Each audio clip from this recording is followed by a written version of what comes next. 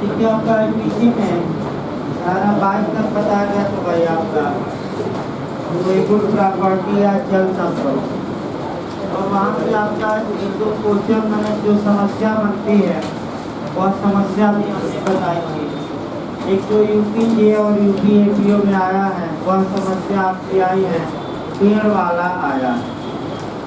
फिर एक बार हम बता दें, क्योंकि पेड़ की जड़ें जमीन में है, अतः ऐसी दशा में जो पेड़ है वह अचल संपत्ति। अगर उस पेड़ को काट कर ले जाने के इरादे से काटा जा रहा है और अभी कुछ हिस्सा ही काटा गया, तब तक मालिक आ गए और जो मैंने आपका काटने वाला भाग गया, तो ये चोरी न होकर चोरी का प्रयास हो। लेकिन पूरा पेड़ काट दिया, जमीन से पूरी तरह पेड़ अलग हो गया है, चाहे गिरा हो न गिरा हो, या लेकर पेड़ को भागा हो या न भागा हो, चोरी का अपराध पूर्ण हो गया। क्योंकि भारत में रंच मात्र भी, जरा सा भी संपत्ति को हटाना चोरी के लिए पर्याप्त माना जाता है। इसके बाद आपका एक दो उदाहरण और बता दिया जाए, क्योंकि भाई आपका जैसे दीवार है, दीवार में किवाड़ लगी है, तो कल बताया गया था कि ये ऊपर चीजों से अस्थायी रूप से जुड़ी है, अतः ये भी अचल संपत्ति मानी जाए और चोरी का विषय नहीं हो सकती। अब किवाड़ कोई उखाड़ रहा है, आधा उखाड़ा, तब तक मालिक आ गए, भग गया, तो चोरी का प्रयास हुआ और पूरा किवाड़ उखाड़ दिया है, यानी कि कब्जा पूरी तरह दीवार से क्या हो गया, अलग। भले न गिरी हो किवाड़, भले लेकर न भागा हो, चोरी का अपराध पूर्ण हो गया। क्योंकि जैसे ही दीवार से पूरी तरह किवाड़ क्या हुई, पृथक, वैसे ही चोरी हो। यही सब उदाहरण आपका ज़्यादा पूछा जाता है, सतर्क रहना। 4 उदाहरण बताए गए। अब आइए सेक्शन 23, धारा आपका 23 में आपका यहाँ से भी क्वेश्चन बनता है, राम फूल गेन और राम फूल लाल। यानी कि राम फूल का मतलब गलत तरीके से का मतलब कि सदोष। याद रखिए, गलत तरीका मतलब क्या। तो राम फूल गेन और राम फूल लाल, यहाँ से आपका एक क्वेश्चन बनता है और भाई सतर्क रहना है अच्छे से। सदोष अभिलाभ का मतलब ये हुआ कि कोई व्यक्ति गलत तरीके से लाभ प्राप्त किया, और सदोष हानि का मतलब ये हुआ कि किसी व्यक्ति को गलत तरीके से नुकसान पहुंचाया गया। हमसे कब इतना तो याद रखिए सभी लोग, गलत सदोष लाभ या राम फूल गेन का मतलब कि गलत तरीके से या विधि विरुद्ध साधनों द्वारा लाभ पाना, और सदोष हानि का मतलब हुआ कि गलत तरीके से या विधि विरुद्ध साधनों द्वारा किसी को नुकसान पहुंचाना। अब ऐसी दशा में जो बेयर एक्ट की भाषा है, थोड़ा सतर्क रहना है, वही समझ में कम आती है। देखिए बेयर एक्ट, आपका एक दो उदाहरण देखा जाएगा। देखिए बेयर एक्ट भाई वाले, सदोष अभिलाभ विधि विरुद्ध साधनों द्वारा ऐसी संपत्ति का अभिलाभ है जिसका वैध रूप से हकदार अभिलाभ प्राप्त करने वाला व्यक्ति न हो। देखिए, भले एक लाइन का शब्द लिखा गया है, लेकिन जब तक इसको तोड़कर नहीं पढ़ेंगे समझ में नहीं आता।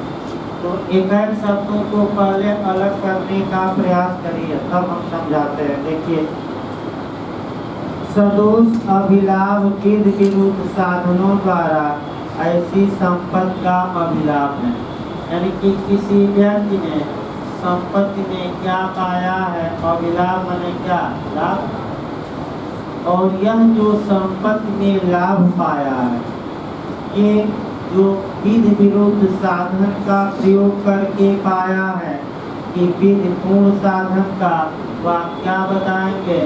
विधि विरुद्ध।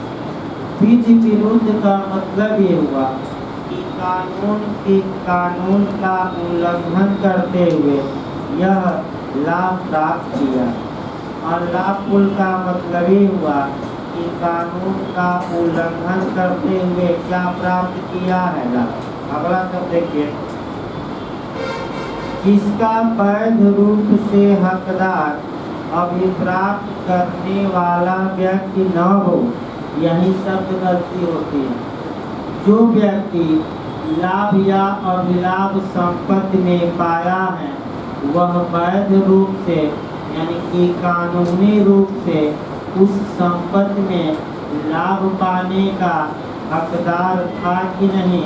वो हकदार था कि नहीं था। हकदार था कि नहीं? फिर एक बार पूरा वाक्य देखिए, एक शब्दों की करनी जरूर है और आपका काफी उलझाऊ ये मेयर है। और जब तक दिमाग स्थिर करके नहीं पढ़ेंगे ये आएगा नहीं।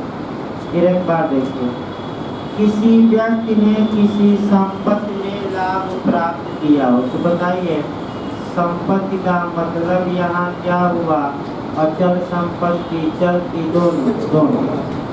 लाभ का मतलब कि कुछ बेनिफिट पाया हो, अभिलाभ का मतलब क्या? बेनिफिट पाया हो, लाभ पाया हो। अगला, ये जो व्यक्ति लाभ पाया है क्या वह विधि पूर्ण साधन अपना कर पाया है कि विधि विरुद्ध साधन द्वारा, यानी कि वैध तरीके से किया अवैध? और जो व्यक्ति आपका कह सकते हैं कि अवैध तरीके से लाभ पाया है वह वैध रूप से यानी कि कानूनी रूप से उस लाभ को पाने का हक रखता था कि नहीं? नहीं रखता। अब पूरा मिलाकर हम पढ़ाते हैं। अभी तो समझो, अर्थात ऐसा व्यक्ति जो कानूनी रूप से किसी संपत्ति में लाभ पाने का हकदार नहीं था लेकिन विधि विरुद्ध साधनों का प्रयोग किया और विधि विरुद्ध साधनों का प्रयोग करते हुए क्या पाया है? लाभ। तो हम कहेंगे कि वह रामपुर गेन किया है अर्थात सदोष अभिलाभ प्राप्त किया। अब आइए एक उदाहरण देखिए। आपका सबसे अच्छा उदाहरण ब्रेड का ही देखा। एक व्यक्ति 5 दिनों से भूखा था और जाकर कीड़े से एक ब्रेड को उठाता है और ब्रेड खा लेता है तो ऐसिया ब्रेड को बेचकर पैसा बना लेता है और जाकर 2 बूंद ले लेता है, क्योंकि आजकल में 2 बूंद वाले भी सक्रिय हैं और तमाम घर बर्बाद हो रहे हैं 2 बूंद के कारण। यानी कि केवल सुशांत सिंह ही नहीं, आपका तमाम घर यूपी में 2 बूंद के कारण बर्बाद हो रहे हैं और ज़्यादातर टीचर भी, इसमें कोई शक नहीं है। शाम को जब कई टीचर और अधिवक्ता को पढ़ाने वाले सुबह ही 2 बूंद ले लेते हैं और दिन भर पढ़ाते हैं। और कई टीचर और वकील साहब जब थक हार जाएंगे तो भोजन के बाद एक गिलास में 2 बूंद लेंगे और पी के क्या हो जाएंगे, सो जाएंगे ताकि सारी टेंशन दिन भर की क्या हो जाए। तो नेता प्रेता भी लेते हैं भाई। और अब तो पंचायत चुनाव आया है तो जो प्रधान का प्रत्याशी है पैर पकड़ेगा, हाथ जोड़ेगा और सबको एक बोतल या पाउच क्या करेगा, रोज बांटेगा। तभी तो 2 बूंद में क्या होगी, सरकार बनेगी। 2 बूंद पर सरकार गिर भी जाती है, बन भी जाती है। लेकिन जो माफिया होते हैं, शराब माफिया, तो विधायकों को खरीद कर सरकार क्या करते हैं? तो फिर एक बार देखिए बैक हो जाइए। अब आप लोग बताइए, क्या जो ब्रेड उठाया था उसका इरादा था कि हम ब्रेड का पैसा नहीं देंगे, तो क्या वह ब्रेड का वैध रूप से हकदार था? नहीं। वैध रूप से जब हकदार नहीं था और गलत तरीके द्वारा ब्रेड का क्या प्राप्त किया है, लाभ प्राप्त किया है, तो हम कहेंगे कि जो व्यक्ति ब्रेड उठाया है वह सदोष तरीके से उस संपत्ति का यानी कि ब्रेड का क्या पाया है, अभिलाष।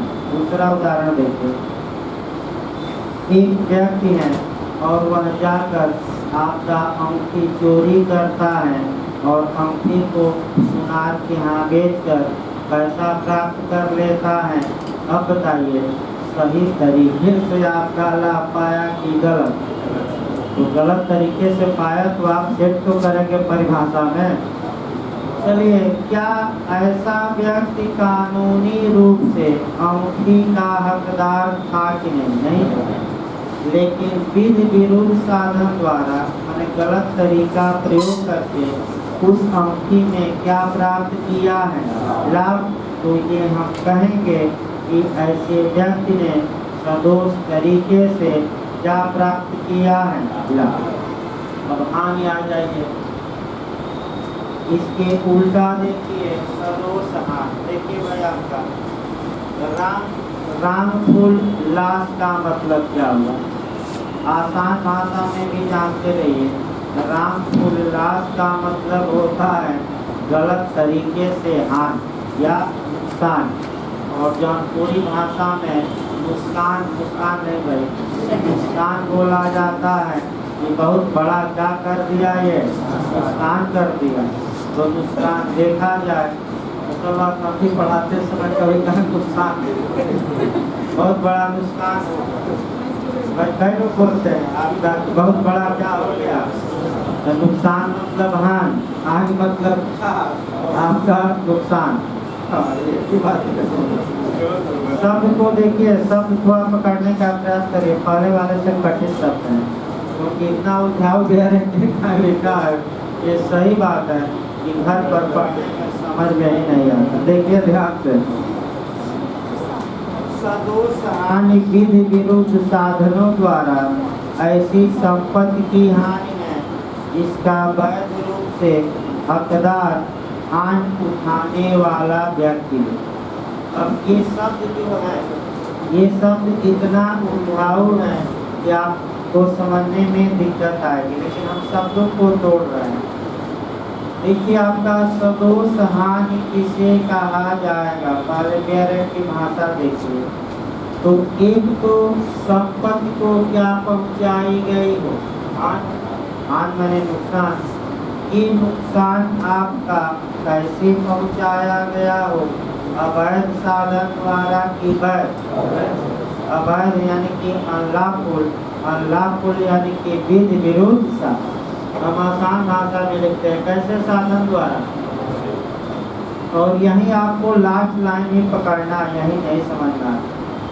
जिस व्यक्ति को हानि हुई है वह व्यक्ति आपका कह सकते हैं कि क्या वैध रूप से हानि सहन करने का हकदार था कि नहीं? तो हानि सहन करने का हकदार नहीं था। फिर एक बार देखिए वही एक बार सब सदोष हानि विधि विरुद्ध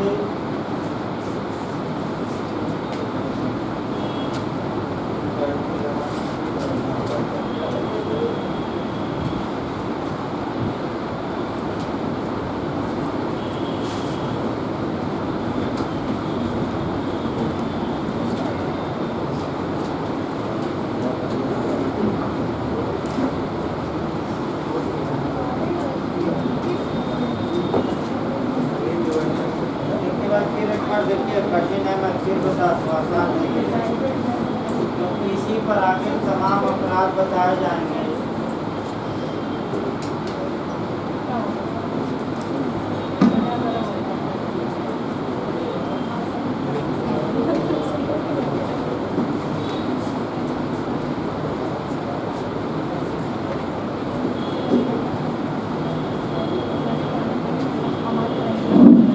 तमाम अपराध आगे बताए जाएंगे जो इसी सिद्धांत पर रहेंगे, और जब तक की धारा 23, 24, 25 न आ जाए तब तक तमाम अपराध भी नहीं आए।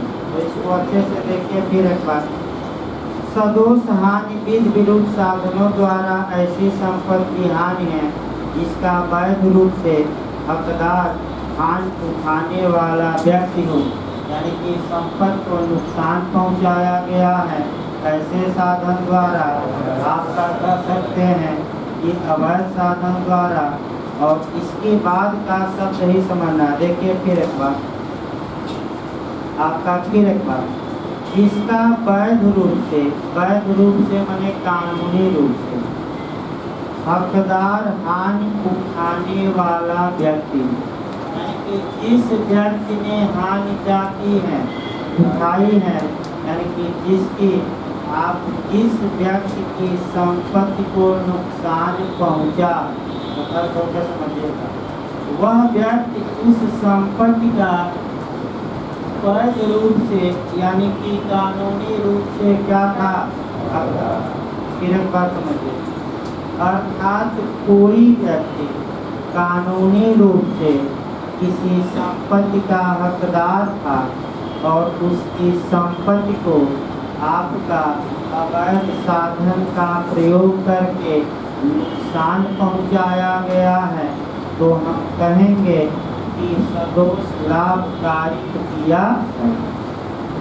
तो भाई फिर एक बार बता दो, फिर एक बार कोई व्यक्ति संपत्ति का वैध रूप से क्या था, हकदार, और उसकी संपत्ति को गलत तरीके से क्या पहुंचा दिया गया, नुकसान, तो हम कहेंगे कि क्या किया गया है, सदोष हानि, यानी कि रामफुल लाभ। अब ऐसे ना तो एक उदाहरण देखिए, इस पर एक आपका उदाहरण एक पूछा जाता है और उदाहरण हम सेट करेंगे, आपका कर सकते हैं धारा 24 में बताते हैं। धारा 24 में डिसऑनेस्टली या बेईमानी शब्द को परिभाषित किया गया। याद रखें, डिसऑनेस्टली या बेईमानी, ये शब्द दुराशय को दर्शाने वाला शब्द है, यानी कि इस शब्द में दुराशय के कुछ अंश क्या है, समान। बेईमानी का मतलब क्या हुआ, या तो सदोष लाभ यही के लिए है क्वेश्चन, अच्छा बना भी है, या आपका सदोष हानि,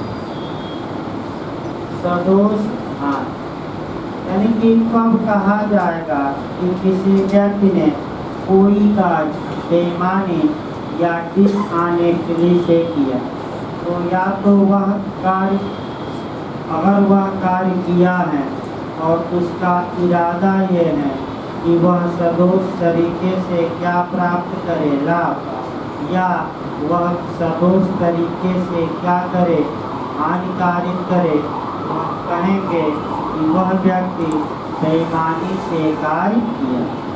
अब तुरंत सदोष लाभ और हानि है, जब तक उदाहरण नहीं हम बताएंगे तब तक आपका नहीं आएगा। तो जो केस पूछा गया है मेंस में, जो प्री में पूछा जाता है, उसी को उठाया जाए और सब अच्छे से इसको बताएं। देखिए ध्यान से, KN मेहरा का केस है। KN मेहरा कुछ और ना समझ लीजिए। देख रहा हूँ पीछे वाले मायूस हो गए हैं, मायूस न हो गए। मेहरा का कई अर्थ होता है, एक मेहरा जाति होती है और एक मेहरा दूसरा शब्द होता है। जो गांव में बोला जाता है कि तुम तो मेहरा हो गए हो।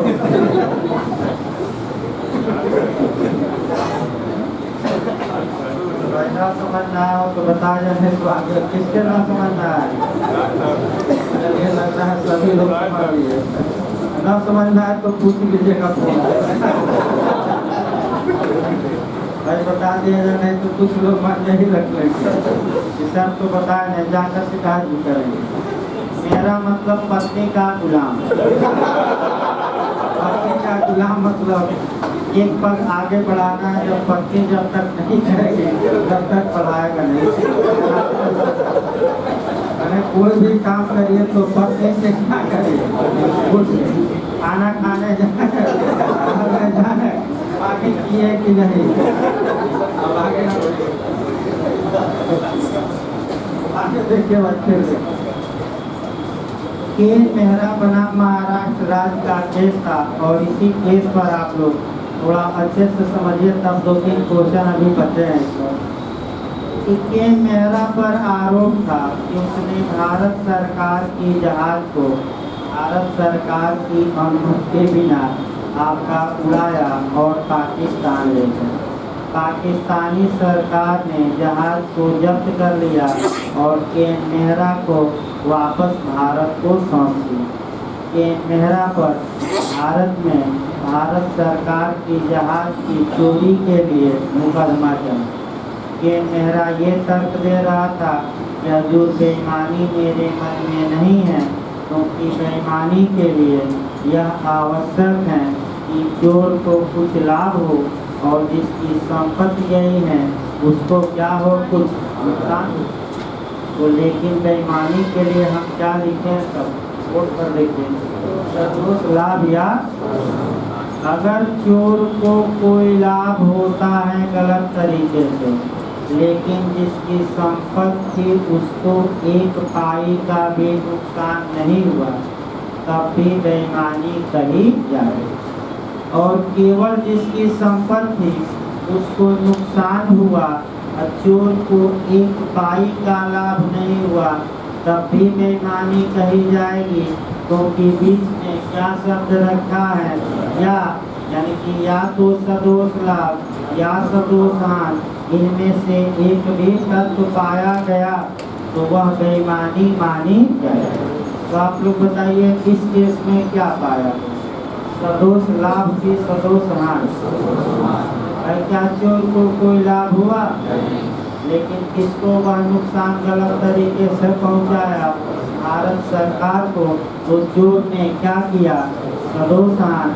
तो क्या बेईमानी माना जाएगा कि नहीं माना जाएगा? और ऐसा व्यक्ति चोरी के लिए क्या होगा? तो अब MP का मॉडल आया, ये तो भाई गैरक निकला। MP का मॉडल है कि बेईमानी का मतलब क्या। तो देखिए क्या क्या दिया है, सदोष लाभ, दूसरा ऑप्शन सदोष हान, तीसरा सदोष लाभ और सदोष हान, और चौथा सदोष लाभ या सदोष। क्या मार्क कराएंगे, सदोष लाभ या सदोष हान, गलत ना हो। अब बेईमानी को आगे थोड़ा बढ़ाते हैं। अगर यही आपका देखिए यूपीजे और एपीओ का बार अटैक कर रहा है, यदि संपत्ति हटाते समय डिसऑनेस्टली या बेईमानी का इरादा हो, तब चोरी करा दीजिएगा, और संपत्ति हटाते समय बेईमानी का इरादा न हो और बाद में या पश्चातवर्ती इरादा किसका हो जाए, बेईमानी का, तो चोरी न कराकर आपराधिक दुर्विनियोग का अपराध कराएंगे। ये क्वेश्चन पिछली बार 2018 में यूपीजे में आ चुका है कि आपराधिक दुर्विनियोग में पश्चातवर्ती आशय कपट का होता है, दुर्भावना का होता है, बेईमानी का होता है। तो आपराधिक दुर्विनियोग में पश्चातवर्ती आशय किसका होता है, बेईमानी। फिर एक बार 2 उदाहरण मैं बता रहा हूँ। अगर संचल संपत्ति हटाते समय ही, सतर्क रहिए नए लोग, यदि मूवेबल प्रॉपर्टी हटाते समय भी इरादा बेईमानी का हो, बेईमानी मतलब या तो सदोष लाभ या किसका, ये ना कहेगा बेईमानी का मतलब क्या बताया जा चुका है। तो यह कौन सा अपराध होगा, थेफ्ट या चोरी। और अगर आपका बेईमानी का इरादा बाद में आए तो वह कौन सा अपराध होगा, चोरी न कराइएगा, कौन सा, आपराधिक दुर्विनियोग। एक उदाहरण देखिए भाई, आपका सटीक एक उदाहरण बताएं। मान लीजिए एक समारोह में गया और आपका बाहर चप्पल जूता लोग खोलकर और अंदर प्रवेश किए।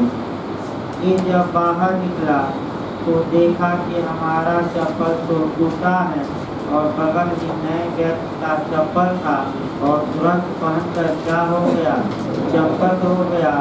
बताइए चप्पल हटाते समय इरादा क्या था, कौन सा अपराध किया? चोरी। इसी को थोड़ा घुमाइए। एक फंक्शन में गया था, तब तक अर्जेंट फोन आ गया कि आ भी जाता है, कुछ भाग जाते हैं। अर्जेंट फोन आ गया कहीं से, अब कहाँ से आया हमारे पास की बात हो रही तो भाई किसी के दिल में थोड़े आके घुसा है कि कहाँ से आया। अब कोई बताएगा कि यहाँ जाना है, उसे छोड़ देते हैं लोग। भाई आता है कहीं और से बताएंगे, कहीं और जाएंगे। कोई सब ढूंढेगा जैसे बोल रहा है, तो इसलिए हमारे बस की बात नहीं। भाई जाना तो जा सकते हैं, नीचे में कोई लोग तो क्लास में नहीं, इतनी आज़ादी दी गई। अगला देखिए, अब अर्जेंट फोन आया और वह काम किया कि जल्दीबाजी में अपना फोन रिसीव करते हुए आया। ऐसे ही फोन पर चलाते समय रोड पर भी किसी को लोग सुन नहीं रहे। आया और भूल से दूसरे का चप्पल पहना और घर पहुंच गया। घर ही पहुंचा है, दूसरी जगह।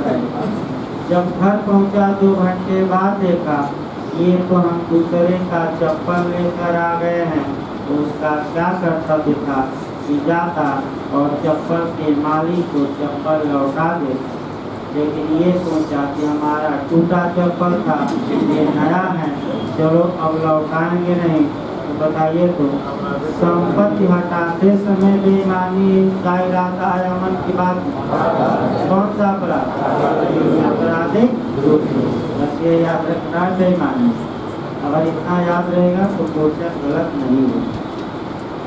तीसरा उदाहरण, अगर संपत्ति हटाते समय या बाद में भी बेईमानी का इरादा नहीं है, बस ये है कि थोड़ा बहुत हंसी मजाक किया जाए, तो ऐसी दशा में न तो चोरी और न ही आपराधिक चोरी।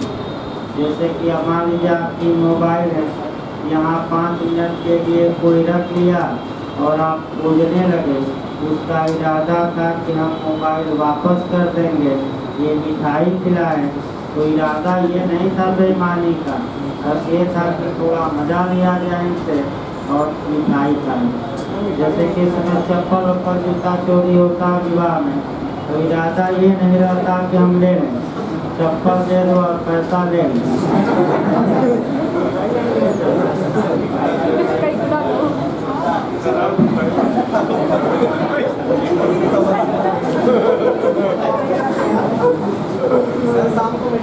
चप्पल है, जूता आपका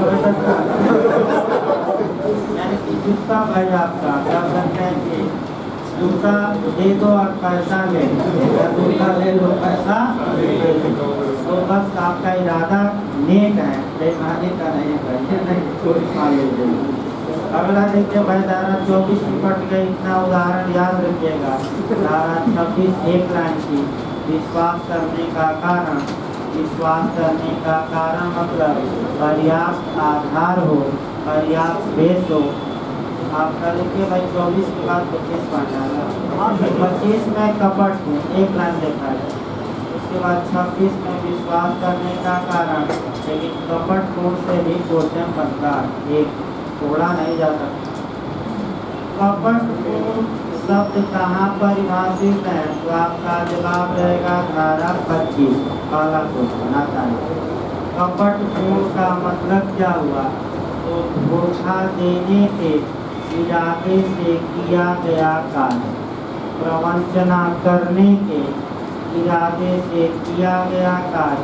यानी कि जब कोई व्यक्ति कोई कार्य करता है और उसका इंटेंशन ये होता है कि हम दूसरे को क्या दे देंगे, धोखा, तो उसको हम क्या कहेंगे कि वह व्यक्ति कपटपूर्ण ढंग से क्या किया है, कार्य किया है।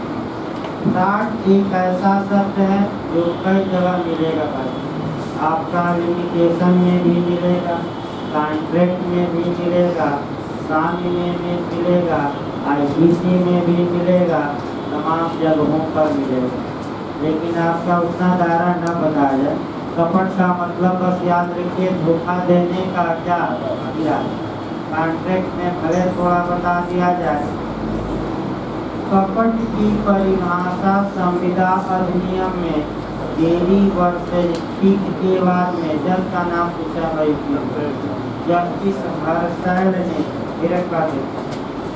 कपट की परिभाषा देरी वर्सेज पीक के बाद में जब इस हर्षैल ने दी।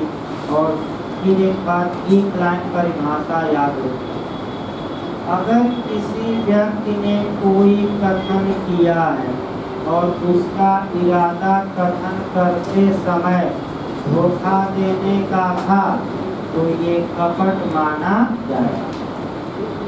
और अगर इरादा धोखा देने का नहीं था फिर भी दूसरे पक्षकार को धोखा हो गया तो ये कपट न मानकर अब अगली धारा में क्या है, मिसरिप्रेजेंटेशन या मिथ्याव्यपदेशन या दुर्व्यपदेशन माना जाए। डटे रहिए। इरादा धोखा देने का होना क्या है कपट के लिए। और जैसे बबली बंटी की फिल्म पूरा ताजमहल बेच कर फरार हो जाएंगे तो बताइए धोखा देने का इरादा था कि नहीं, हीरो हीरोइन का था, कपट माना जाएगा। 26 आइए, विश्वास करने का कारण। विश्वास करने का कारण कई जगह कानून में आएगा, संविधान से लेकर आईपीसी से लेकर आपका सीआरपीसी एविडेंस हर एक जगह आता है। एक लाइन याद रखिए, रीजन टू बिलीव का मतलब ये है कि जब कोई व्यक्ति कोई कार्य करता है तो उस कार्य का क्या परिणाम होगा ये विश्वास करता आधार रखता है। कि जब कोई व्यक्ति किसी कार्य को करता है तो उस कार्य को करने में सफिशिएंट बेस है, उसके पास पर्याप्त आधार है तो हम कहेंगे कि वह विश्वास करने का क्या रखता था कारण। तो आइए आपका पूछा भी गया था बिहार अनुच्छेद 356 पर कि जब भारत के राष्ट्रपति को यह समाधान हो जाए मतलब विश्वास करने का क्या होगा, तो किससे विश्वास होगा, आधार किससे मिलेगा, या तो राज्यपाल की रिपोर्ट पर या अन्यथा।